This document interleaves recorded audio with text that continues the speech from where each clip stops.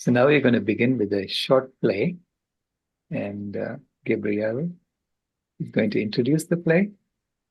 Yes. Good morning, everyone, and welcome to VCOP 17. We're so glad you're here. Okay, this is a tale of two planets.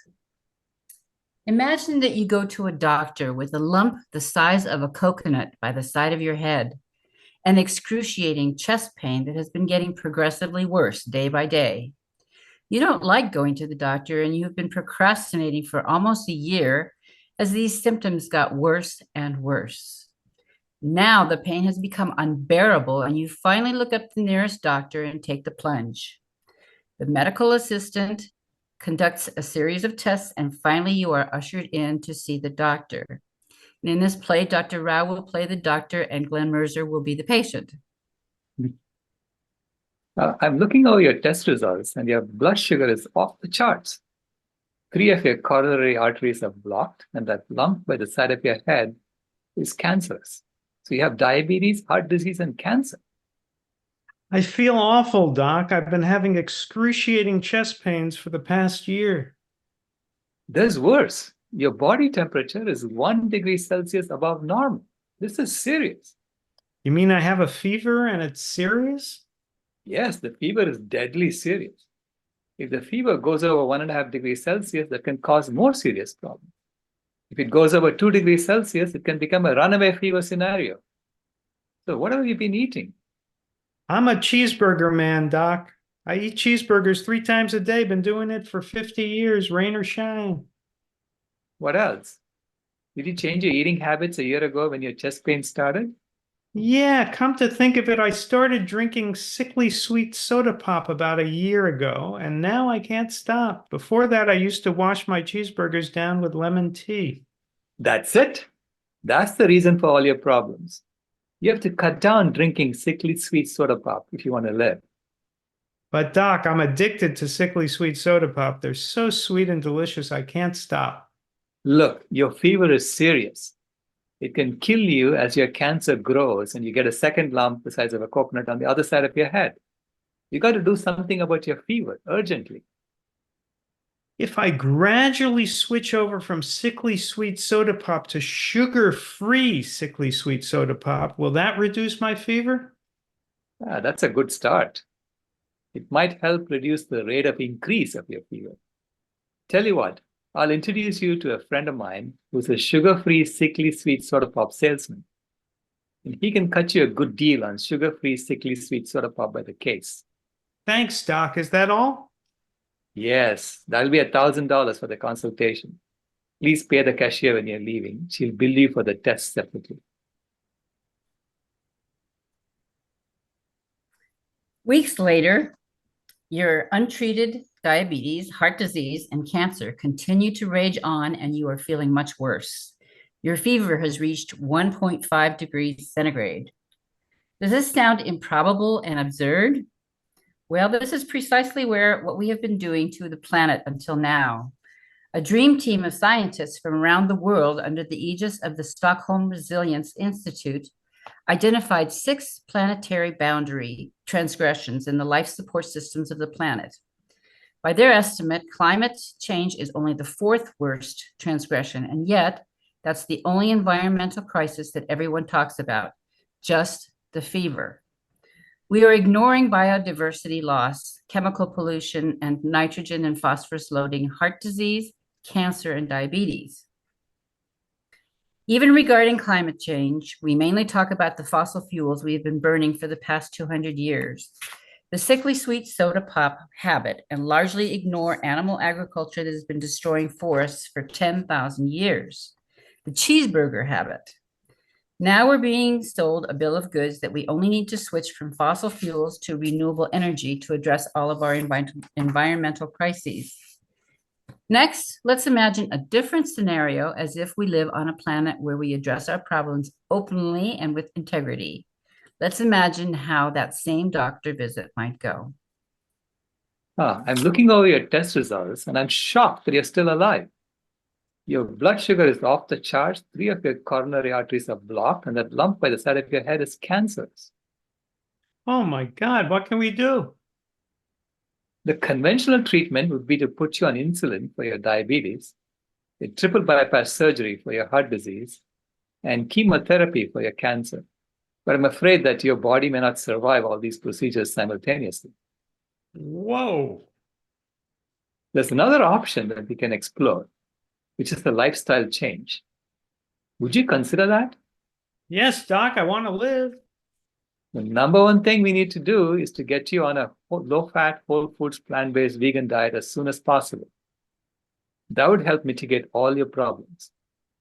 Oh, no, I've been eating cheeseburgers 3 times a day, rain or shine, for the past 50 years. That has to change. But Doc, my chest pains and the growth by the side of my head only happened after I started drinking sickly sweet soda pop about a year ago. Can't I just switch over from sickly sweet soda pop to sugar-free sickly sweet soda pop while continuing to eat cheeseburgers? When you eat cheeseburgers, you're ingesting saturated fat, dietary cholesterol, and animal protein, and they all shorten your life. Unless you quit consuming these animal foods, you're not going to get better. Okay, Doc, I'll do what you say. Thank you. Here are some temporary prescriptions to stabilize your blood sugar, and I'll have my assistant give you the necessary support to help you transition to your new lifestyle. Best of luck, and I'll see you again next week. In this book, we explore the 2 choices we face today. Planet A, where special interests impose sacred cows that cannot be touched when we solve problems and not much really gets done. Or Planet B, where we put everything on the table and solve our problems openly and with integrity. Which planet do you want to live on? Thank you, Gabriel.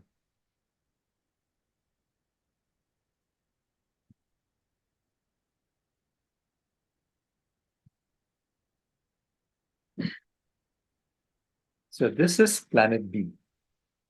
There is a Planet B.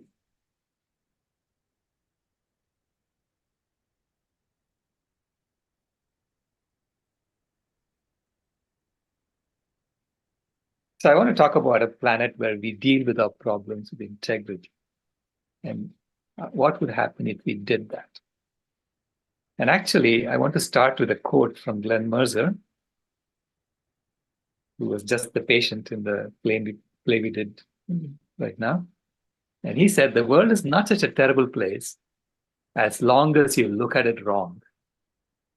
And I realized that's what I've been doing. I've been looking at the world all wrong. And this is why I see solutions, and I see a different world than anyone else. And at times I've wondered, am I crazy, or is everyone else crazy? Or is it the other way around, right? And if you think about it, it's easy to solve our problems, our environmental problems, because all we have to do is to help the earth improve as a result of our presence. And that's what James Lovelock said. If the earth improves as a result of human presence, then we'll flourish. If not, then we'll perish. And right now, it's not improving year after year.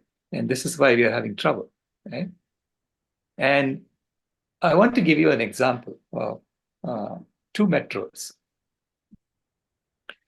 The Kolkata Metro in India was started by Prime Minister Indira Gandhi in 1972. And it was a big boondoggle right from the outset. People were trying to make money off of it, and there were holes in the ground. The people of Kolkata hated the thing because it divided the city of Kolkata into 2. You couldn't cross from one place to the other because of all the holes in the ground. And 52 years later, the Kolkata Metro has 2 operational lines, one going north-south, that's the green line. And apparently the blue line that's dotted here in Wikipedia, some of it is already operating. But it doesn't touch the north-south line. So and there's still holes in the ground all over the place. Now on the right, I show you the Delhi Metro. It's another city in India. And the Delhi Metro was started in 1996.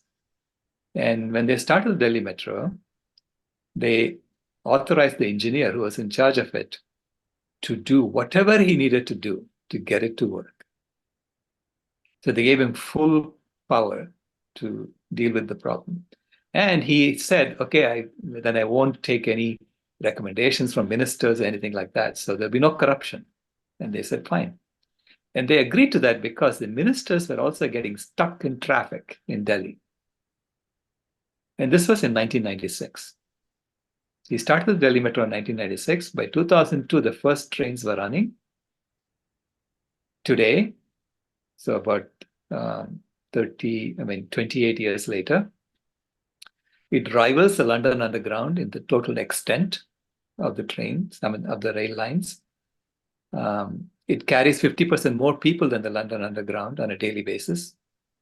99.97% of the trains arrive within 1 minute of schedule. And at peak hours, the trains run every 2.5 minutes. And the people of Delhi love it.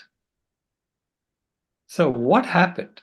Same country, same people, 2 different cities, 2 different scenarios.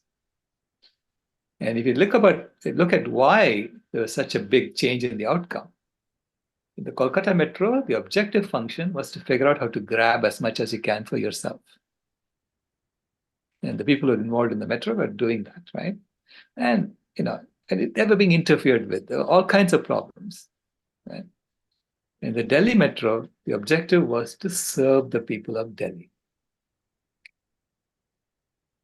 And the person who ran it was incorruptible, pretty much. And he was already retired when they recruited him to do this. His name is Satish, and he's still alive. He's in the 90s now. And he was already retired, and he said, I don't need this job. But then he did it as a service to the people of Delhi. So the objective function was different. And we got it done. Now, what is happening in climate change is that we are still in the Kolkata Metro version of it, of dealing with it. And when we start doing a Delhi Metro version of it, that would be the greatest transformation in human history. And we really start solving this problem, honestly and with integrity. And the transformation that happened to me in my life was when I took this photograph and I instantly went vegan because I saw old cows walking around on the left of this fence, eating anything new that was growing on the ground. And I immediately realized that my consumption of dairy was causing the forest to die. And the fence was built in 2002. I took this picture in 2008. And in 6 years, to the right of the fence, it was already lush green forest. So nature was bouncing back and recovering right in front of my eyes. So I realized that I had to go vegan, and I went vegan on the spot. Okay. And to me, veganism is something that people come to from different portals.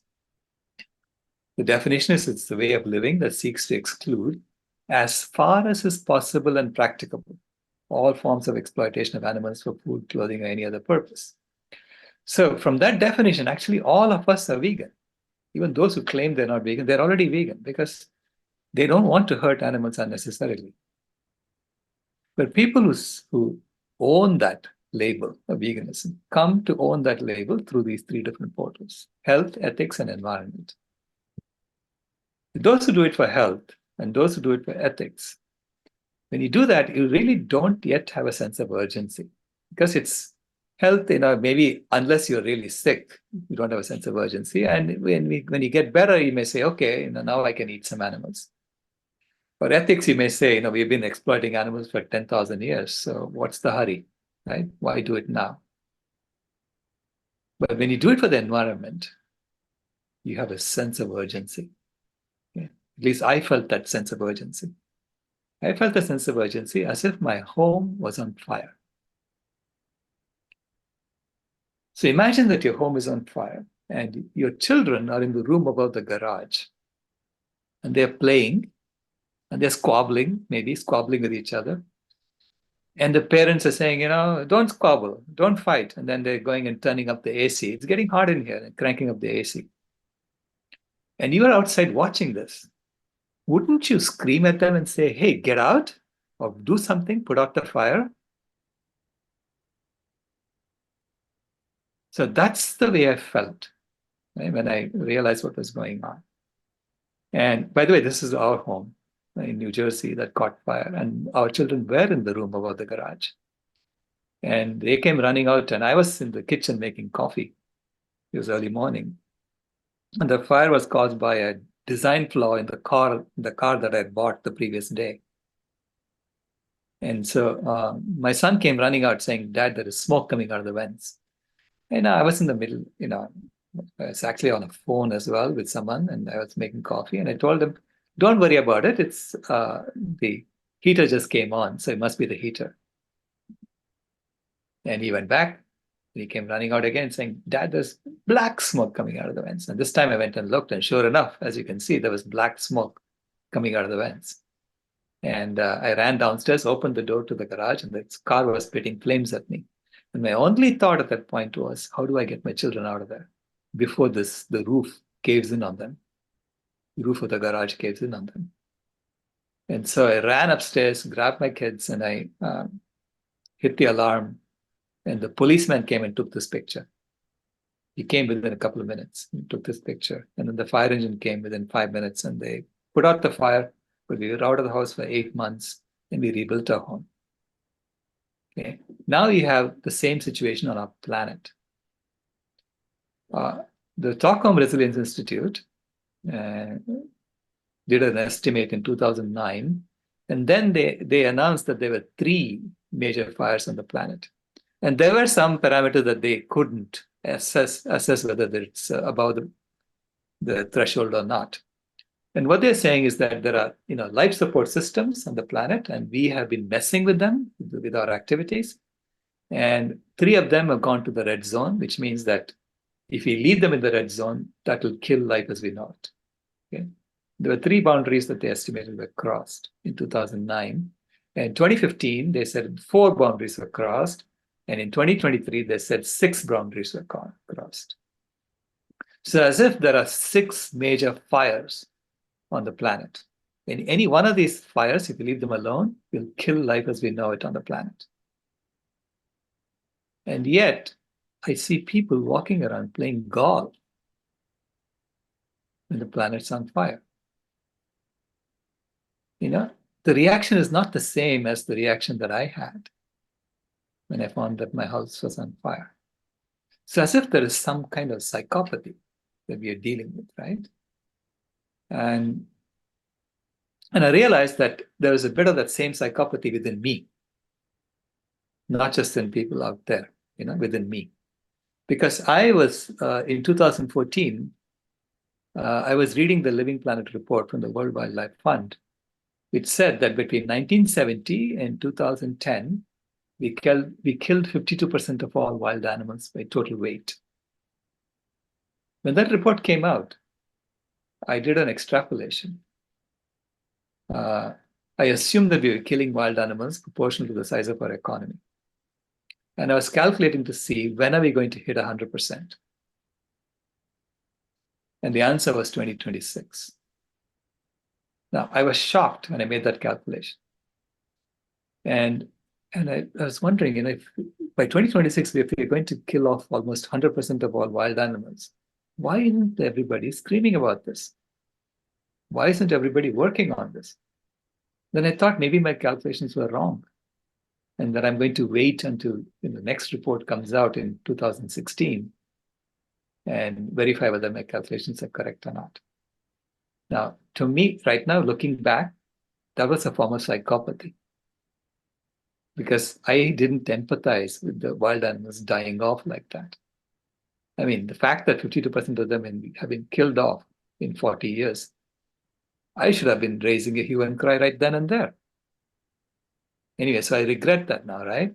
But it also helped me understand how this psychopathy, extends out into the world. For me, the wild animals are like an out group. Something happened to them, they're dying off. Yeah. And I'm sitting here calculating how long it will take for them to die off completely. I mean, this is the kind of psychopathy that we shouldn't be doing things like this. Anyway, that's what happened then. In 2016, I realized that my calculations are correct, because between 1970 and 2012, 58% of all wild animals died off. according to the Living Planet Report 2016. Now, that evening, I had to put my granddaughter to bed. And and I normally read her a story to put her to bed.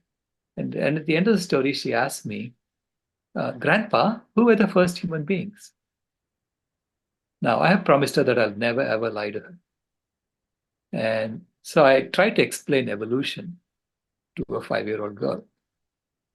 So I said, Kimaya, imagine that you're standing on the street and you're holding your mother by your hand. And you ask your mother to bring her mother to stand by her side and so on.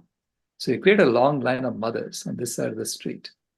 And on the other side of the street, you ask a chimpanzee to do the same thing with her mother and her grandmother and so on. By the time these two lines go from Phoenix to Tucson, they will merge because both lines are going to say, hey, that's my mama too. Immediately, she just sat up in bed. She said, what? Are you telling me that animals are my family? And I said, now that you put it that way, yeah, they are your family. She said, then why are people eating my family? Grandpa, make them stop. They're eating my family. She started bawling. See, for her as a child, that psychopathy was not there. She saw immediately that animals were her family. So Vasudhaiva Kutumbakam became visceral for her. And so she was bawling her eyes out. And I was trying to console her because I realized I had created a world full of monsters for my granddaughter because she was naming names of people she knows who are eating her family. So I was trying to console her and I said, Kimaya, this is what I do. It's my job to make them stop. So please stop crying. Immediately she stopped crying and she looked at me. She said, what? This is your job? This is your job? You know you haven't done your job? Then she said, do your job. She shook her finger in my face. Then she said, when will you do your job? And I blurted out, I better do it by 2026, otherwise we're all in big trouble. And she said, will you promise me that? I said, okay, I'll promise you that. She said, will you give me a pinky promise? I said, okay, I'll give you a pinky promise. And she asked me to hold out my pinky. Then she locked her pinky in mine and she said, you can never, ever break a pinky promise. Now, I consider that to be a sacred promise that our generation, my generation, has made to her generation and to the generations coming after her, and to our children and our grandchildren, that we will solve this problem. We're not going to just sit here and wait until everything dies off and then say, you figure it out. Yeah. So this is why I'm very passionate about this. And just looking at the numbers from of wild animals and human beings, I'm going to come to what Debbie Elliott was saying yesterday as well. So, 10,000 years ago, if you look at the weight of all the wild animals that lived on Earth, it was about 200 million metric tons. Okay, so that's the blue bubble, blue circle on the left, 10,000 years ago. And human beings were a tiny little blip on top of that. By 1970, the wild animal population is down by 60% from what they were 10,000 years ago. And human beings, our weight alone, one species alone, equal to the weight of all the wild animals that lived 10,000 years ago. Okay?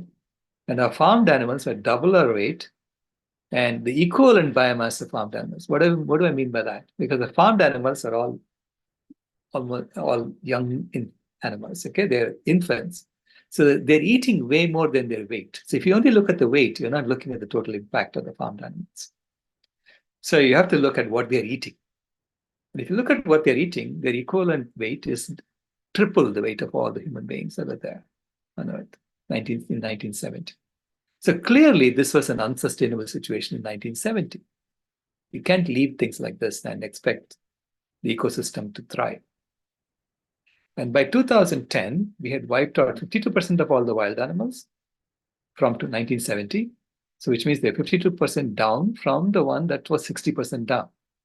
Okay. And human beings, we're now double the weight of all the wild animals that lived 10,000 years ago.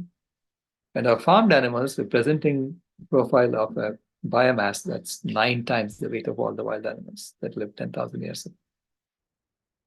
So it's completely unsustainable. Now, someone looking at this, who looks at animals as an outgroup, may say, you need to get rid of the farmed animals, right? So if the world goes vegan, we'll get rid of the weight that we are carrying, and maybe the planet can sustain, our weight plus, and then we can help the wild animals come back, and then slowly we can reduce our weight, our numbers, and eventually reach sustainability. But someone else who looks at even human beings, some human beings as outgroups, may say, the American way of life is not negotiable. And Americans actually eat 4 times the average in terms of the meat consumption. So if everyone ate like Americans, you'll have to take the farmed animal biomass and multiply it by 4. Clearly, that cannot be done on this planet. So if that cannot be done on this planet, we also know that the American way of life is not negotiable, then the human population has to come down by a factor of 8, at least. Okay? So they're probably sitting around saying, let nature do her thing. Let's just play golf. Let nature do her thing, and human beings will die off, and then we'll solve the problem. That happens because we are playing a game of money in which psychopathy bubbles up and gets more and more power. So the more money you have, more likely that you're psychopathic. It's not that all of them are psychopathic, they're more psychopathic than those who have less money, right? So it's like you have to have that mindset in order to play this game of money and to extract more and more from the planet for this game of money. But again, this is all, don't generalize it. I'm just saying that the probability of psychopathy increasing as the wealth increases is higher. Not everyone is like that. Okay? Because that's the game of money we are playing. The game of money is a game where we have to extract from the planet and return debt. So there is more debt than money at any given point in time, and the money is being used, deployed to extract from the planet in order to return the debt. And those who accumulate more and more in this game have to have the lack of empathy for the suffering that this causes. But I say in nature, every creature belongs exactly as they are. This is why I say there's nothing wrong with the game. This is the way the game was meant to be played, and this is how we heated the earth, right? So in nature, if you see an elephant breaking branches of trees, it may look destructive, but wherever the elephant broke branches of trees, that's where the sunlight will stream and nourish the underbrush. So the elephant was doing something for the ecosystem at that time. Just like we have been using fire to heat the planet for the last 10,000 years in earnest. And actually 50,000 years ago, we migrated out of Africa and went to every part of the world in order to start this project. And in the current warm period, we've been heating the planet for 10,000 years, and we have kept the temperature constant. And now we have increased it by 1.1 degrees Celsius, 1.5 degrees Celsius. And we are being called to start cooling. Don't continue heating. Okay? Just like the elephant is called to stop at some point and start doing other things. So there's nothing wrong with what has happened. It's just that we have to now transform. And how we transform depends. And you can see the solution is staring at us in the face. When you look at how we use the earth, you see that right away. So this is data from the Intergovernmental Panel on Climate Change. Now, it's a little different from the data that Dr. Anita Kreng showed yesterday, because she is using data from Poor and Nemechek's paper, which they were using numbers from the FAO, the UN FAO. And the IPCC has different numbers than the UN FAO. And I believe that the IPCC is closer to reality than the UN FAO, because the UN FAO has public partnerships with the International Meat Secretariat, International Dairy Federation, so on. So their numbers are a bit tainted. I also believe that these numbers are closer to other numbers that I see. They more correspond with other numbers that I see. So anyway, so this is a map that shows how we use the earth. So if you take all the land that we're currently using for monoculture trees, for timber and paper, where we have monocultures of the same trees being planted over and over. You take all that land and if you put it in one spot, it'll cover all of North America, all of Central America, and a little bit of South America. Okay? So it's 22% of the ice-free land area of the planet.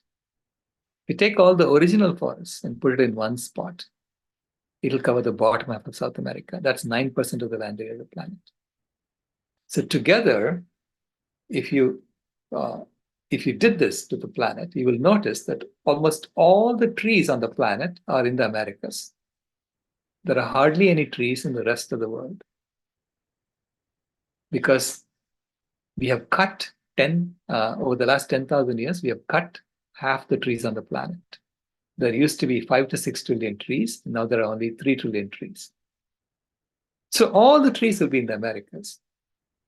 And another amazing thing you'll notice is that 90% of the land carbon, the carbon that is stored on land, will be in the Americas. Only 10% will be in the rest of the world. Now you may ask, how much carbon is that? 90% the land carbon. That's actually twice as much carbon as in the entire atmosphere, and 4 times as much carbon as in all the fossil fuels we have burned to date. Will be stored in the trees and the soil in the Americas. So that's the power of land and trees to store carbon. And that carbon that's in the trees came from the atmosphere. That carbon in the soil came from the atmosphere. Okay. So now the rest of the world, you'll see, what are we using it for?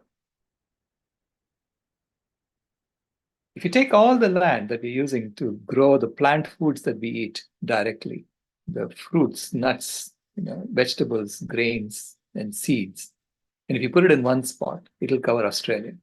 It's about 7% of the land area of the planet. And that is actually providing us with 85% of the food we eat today in terms of total dry weight. So the world is already plant-based, okay? Mostly eating plants. It's only in rich countries that we eat a lot more animals, and we think that everyone eats like us. No, most people are eating plants. Only 12% of the food comes from land animals. And to grow that, we are using land that will cover all of Europe, most of Asia, and a little bit of Africa. So it's 43% of the ice-free land area of the planet. That's about 50% more than what the FAO says. And the FAO is saying that we use 50% less land than that for the animal.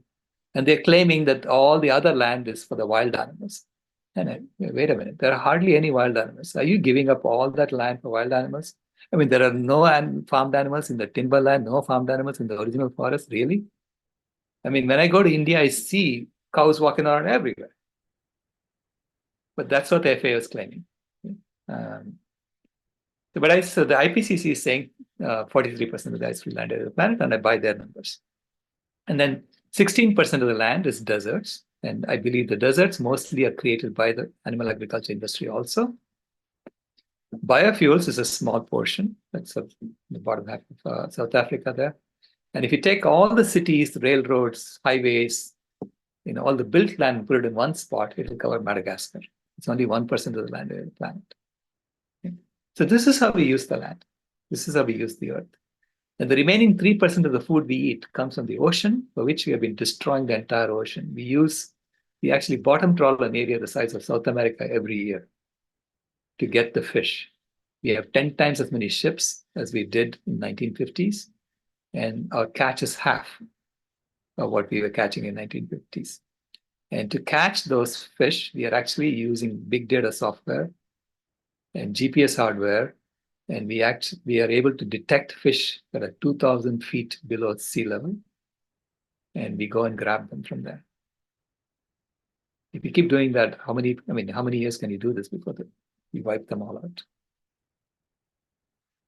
So the good news is that when we go vegan, let me go back to this. When we go vegan, you can return 40% of this animal food land back to nature.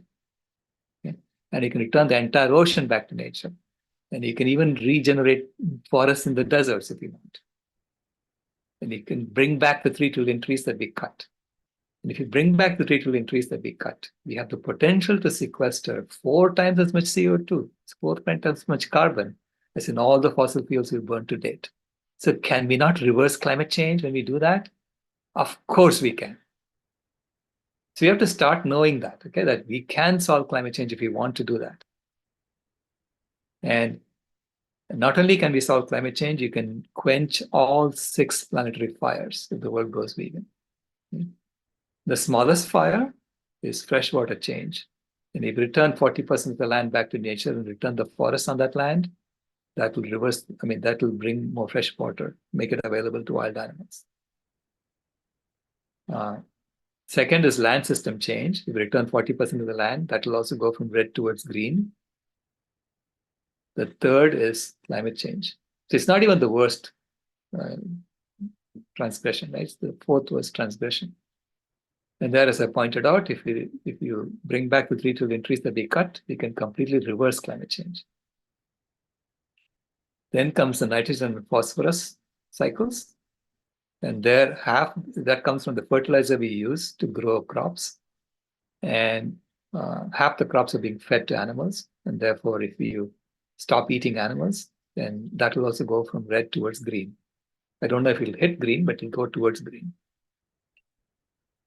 Then comes chemical pollution. And the beauty of it is if we bring back the 3 trillion trees that we cut, those trees will start sucking up the chemical pollution in the environment and storing it in their trunks. Because trees are amazing life forms. They filter the water, they store all the chemical, the pollution from the water in their trunks, and they transpire fresh water through their leaves. So it'll clean up the chemical pollution in the environment if we bring back the trees that we cut. And simultaneously, when you eat plant foods, you're getting about 1% of the chemical pollution that's in the animal food. So it's better for us as well. Then finally, it's biosphere integrity, which is basically the loss of wild animals. And there it's about beginning to treat them as if they are our family, just like our Kimaya discovered, right? And if you give back the land, if you start serving them as opposed to asking them to serve us, then they can come back. I hope they can come back. You may have, so now if we take into account the opportunity cost of the land that we're currently using for animal agriculture, because the forests are trying to come back on that land and we keep burning them down every year, preventing them from coming back. So I came up with a lower bound that if you take into account the opportunity cost, then animal agriculture is the leading cause of climate change, responsible for at least 87% of greenhouse gas emissions. I wrote a paper on that. That lower bound is based on an assessment of how much carbon is stored in the vegetation that's already growing on that land, because the animals are eating that vegetation. Okay? And so I'm assuming that when we bring back forests, when we actively bring back forests, which is what you're supposed to, and this is how you're supposed to estimate opportunity cost, so what can you reasonably do with that resource? And you could reasonably bring back the forests of that resource. And when we do that, can we not at least get back as much vegetation as is already growing today? So that's the reason why I came up with this as a lower bound. And now, based on the 6th assessment report of the UN IPCC, which was published after my paper was published, I'm able to update that lower bound from 87% to 118%. And you may ask, how can something be greater than 100%? So what I'm claiming is that if the world goes vegan and we still drive around in cars and we still use fossil fuels for other purposes as we do today, we will see the CO2 level in the atmosphere coming down year by year because it's greater than 100%. That's the claim I'm making. So going from climate heating to climate healing is flipping this idea that man is above, woman is above, animals, and flipping it. When you flip the triangle, it becomes a heart. So it's now man and woman serving the animals. We are bringing back the wild animals, recognizing that they're part of our family. And they're part of this family that deserves to live on planet Earth. So that's our climate healing phase. And then once we bring them back, and then we can go into the climate harmonizing phase, where we consider ourselves to be equals to all species. So we got some work to do to make this transformation happen. And to make this transformation happen, we have to go from a system that's based on deception to a system based on honesty, from domination to humility, from death to happiness, and disease to health, and destruction to harmony. And I would love to design a system that's based on these 5 H's. That'll be my dream job as a systems engineer, design a system like that. Currently, we have a system that's based on deception, domination, death, disease, and destruction. Deception, I show you the satellite picture of the Amazon, and you can see how the deforestation is happening. And the reason they leave clumps of trees behind is because in the UN conventions, they say that if 1 kilometer by 1 kilometer grid that has 10% tree cover is still a forest grid. So we've been cutting all these forests and pretending that we didn't do it. But as Steve Kaufman said, meaningful reforms are not possible until goals change. As long as our goal is to make money in the current model, we're going to continue to have a climate heating civilization. So how do you change the goals? Well, look at the Sustainable Development Goals of the UN. No poverty, zero hunger, good health and well-being. I mean, these are all great goals to have. But goal number 8, I threw out. And goal number 8 is economic growth. And I ask you, if you had no poverty, zero hunger, good health and well-being, if you met all these goals, do you care that the economy is growing? So why is that goal there? That goal is there so that the UN can pretend to be working on all the other goals by just growing the economy. So all of us can pretend that we are trying to meet these goals. They're supposed to meet all these goals by 2030. And I see no indication that they'll ever meet these goals the way they're going, because they're only focusing on economic growth as the goal. All nations are doing just that. And I said, drop goal number 8 and add goal number 18, which Claire talked about yesterday, zero animal exploitation. Because when you do that, then you become sincere about meeting these goals. This is why I said, I'm not going to any more UN meetings until they're 100% vegan. Because they're not serious as long as they do that. It's like going to a lung cancer convention where everyone is a chain smoker. Now, I show you why you cannot meet those goals, like good health and well-being, if you want to keep growing the economy. Because ACLM had pointed out that there are 8 risky behaviors responsible for 90% of the total costs, healthcare costs worldwide. And the 8 risky behaviors are poor diet, physical inactivity, smoking, lack of health screening, poor stress management, insufficient sleep, poor standard of care, and excessive alcohol consumption. But in a system where you're trying to grow the economy, these 8 risky behaviors are responsible for 90% of the healthcare economy. So your inclination will be to encourage these 8 risky behaviors so that the economy will grow. So if economic growth is your only goal, you're going to continue to have, poor health, and you will never be able to meet the good health and well-being goal. And they lie to us. The deception is in the protein myth. They tell you that only animal foods have protein, and then you discover that when you actually do the measurement of all the amino acids in different foods, that all plant foods have all amino acids. Okay? So there's plenty of protein in all plants, in plant foods that you can eat. So Gardner et al. Wrote a paper on this, and he said, don't even worry about protein, just focus on fiber, getting enough fiber in your diet, because I think Americans are getting 3 times as much protein as they need and 1/3 the fiber that they need. And to me, the crux of the problem is the dairy industry. what is happening to around the world with the dairy industry, where we are promoting this thing, this substance that is intended to grow a calf into a cow in 18 months. The lactation secretions of the calf's mother. And we are going around pretending that this is good food for human beings, even though the majority of human beings cannot even digest it. Okay?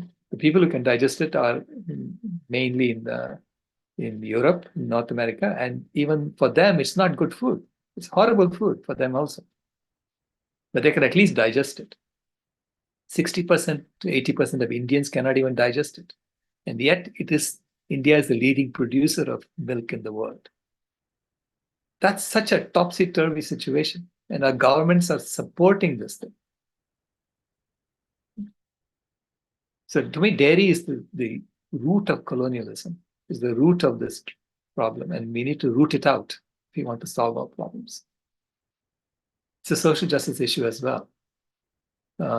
During the British colonial era, between 1800 and 1945, India went through 25 famines, and almost 100 million people died in those famines. And as a result, those who survived were those who could store fat easily. And so today, modern Indians get diabetes at 4 to 6 times the rate as Europeans for the same body mass index because of this genetic selection that happened during the famines. And so now, when you're convinced to eat more meat, more dairy, more fish, more eggs, and you have, lack of fresh produce and this chemical pollution, you literally are being killed, right? So this is the colonialism 2.0. And this is why we did this documentary called They're Trying to Kill Us, showing how these injustices are endemic in the system. But the good news is that we can solve this problem on our own. We don't have to wait for anybody. All we have to do is, if you have the ability to eat healthy food, eat it, please. So do the opposite of the 8 risky behaviors. The 8 risky behaviors were shown in a circle. And here it's as if you're freed out of the circle and you've now become a flower, right? From poor diet to healthy vegan diet. So do the opposite, from physical inactivity to regular exercise and yogasana, from smoking to conscious breathing or pranayama, from lack of health screening to regular health routines, from poor stress management to meditation and awareness, from insufficient sleep to adequate rest and sleep, from poor standard of care to a sense of purpose, from excessive alcohol consumption to contact with nature. For me, the sense of purpose comes from fulfilling that pinky promise. And this, if we heal ourselves, because this is like the oxygen mask, you put on your own oxygen mask and then you help others. If our job is to go help wild animals, first human beings have to become healthy. For humanity to become healthy, each one of us has to become healthy. This is why I say, please take care of your health. You're worth it. Okay? You're amazing as you are. You're here to do this incredible job of transforming our civilization and transforming this whole system. And within the next 2-3 years. So please get healthy. So the 7 strategic actions that we work on, from heating to healing, I call this an infrastructure upgrade of our civilization. It's like building a new metro. It's an infrastructure upgrade. So first you have to educate people, to spread the word. Second, heal ourselves. Adopt the 8 healing actions. Third, set our goals straight. Okay? So solve the problem honestly with integrity. Meet those sustainable development goals with integrity. And then we have to reorganize ourselves for this new job of restoring ecosystems. So I say that, the old colonial nation-state boundaries are all obsolete. So we really have to question all that. Vegan donut economics. We have to change our economics. So endorse the plant-based treaty. Support Anita Kaik and her amazing work. And let's adopt that vegan donut economics. Rewild the planet. Support rewilding efforts. And then vegan spirituality. Come home to your true vegan nature, because that's who we really are. we are all like Kimaya, okay, when we were born. And we just got conditioned out of it. And we were made to become more and more, or less and less empathetic to the suffering of others. So this is like addressing sacred cows. And you have to address the sacred cow of education first, the sacred cow of the killing machine, to talk about it and address it, solve the problem, shut it down. The sacred cow of human purpose. So you were told you don't have a purpose at all. You're just here to enjoy yourself. No, you have work to do. So we have to address that. The sacred cow of nation states, to talk about that. Do we really need to stay organized as this, with boundaries and walls and throwing people in jail for coming over walls and things like that? The sacred cow of economic growth. So we have to question that sacred cow. The sacred cow of human population, what Debbie brought up yesterday. We have to talk about it. And we have to say, okay, how do we deal with this as we go forward? The sacred cow of organized religion. So we don't kill each other in the name of religion. So it's like when you have a fire in your home, you don't sit around squabbling with each other, right? You have to solve this problem. And we had a debate about the world going vegan in at the Oxford Union in November, and we won the debate. So the future is vegan. I'm happy to say it. And this is Kimaya's illustration of what we have been doing so far. So we've been on a marathon. Okay, our ancestors have been working on this for 50,000 years to create homeostasis for planet Earth. And we just have 2 to 3 years left, which is like we are 14 feet to the finish line of a marathon. But we have to make a U-turn to get to the finish line. And if you go straight, there is a mirage, and you see this McDonald's, and there's a clown standing outside saying, come, come, come. And you know it's a mirage. If you try to go over there, you're going to fall over a cliff and you'll die off. So what do you want to do? So that's the choice we face today.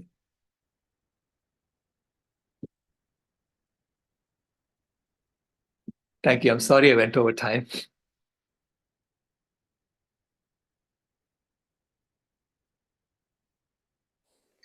Thank you, Dr. Rao. There are some questions in the chat. I don't know if you can see them. Do you want to deal with that later? Yes. I don't want to take up time from Jordi. Yes. I'm so sorry. I didn't see the time at all. Okay. Thank you, Dr. Rao.